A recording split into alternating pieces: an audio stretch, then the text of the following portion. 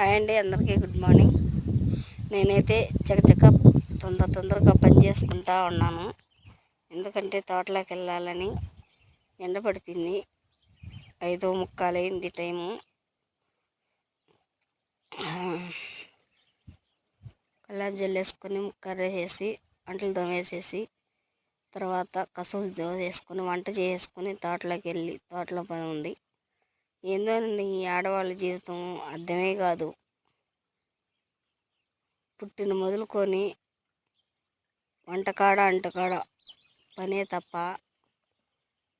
ఈ పనులన్నీ చేసుకునే వాళ్ళకి నీరసం వచ్చేస్తుంది.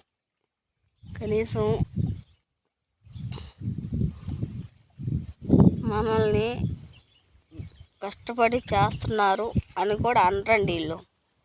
అటువంటి బుద్ధులు మగవాళ్ళు బుద్ధి.